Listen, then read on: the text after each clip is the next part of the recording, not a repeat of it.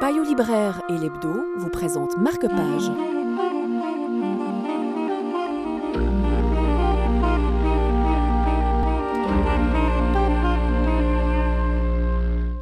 Nagasaki reste le lieu emblématique des catastrophes, mais pas forcément des catastrophes très graves.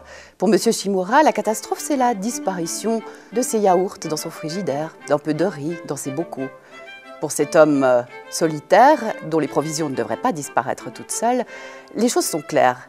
Il va falloir enquêter. Il dispose dans sa maison une petite caméra qui va lui permettre de découvrir la vérité.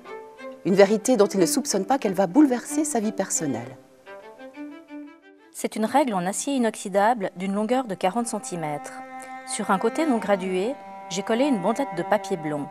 Puis j'ai plongé l'instrument dans une brique de jus de fruits multivitaminés, A, C et E, entamée le matin même. J'ai attendu quelques secondes, le temps que ma sonde s'imprègne du liquide, puis je l'ai retiré lentement. Je n'osais pas regarder. 8 cm, ai-je lu. Il ne restait que 8 cm de boisson contre 15 à mon départ. Quelqu'un s'était servi. Or, je vis seule. Mon inquiétude s'est remise à bouillonner. Par acquis de conscience, j'ai vérifié dans le carnet où je consigne les niveaux et quantités depuis plusieurs jours. Oui, ce matin, on en était bien à 15. Une fois, il m'était arrivé de photographier l'intérieur du frigo, mais j'avais cessé de le faire ensuite. Négligence, crainte du ridicule. À ce moment-là, il faut dire, mes doutes restaient encore vagues. Tandis qu'aujourd'hui, je n'en avais plus aucun. De Tokyo et du Japon, Eric Faye a saisi les lignes pures, la sobriété, l'art, l'espace.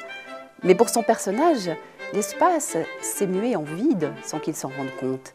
Et la minuscule aventure qu'il va vivre, amusante, perturbante, va lui révéler des réalités qu'il ne soupçonnait pas, qui vont bouleverser sa propre vie et lui révéler un autre personnage, lui-même, qui, lui aussi, habitait dans cette maison et mangeait les yaourts.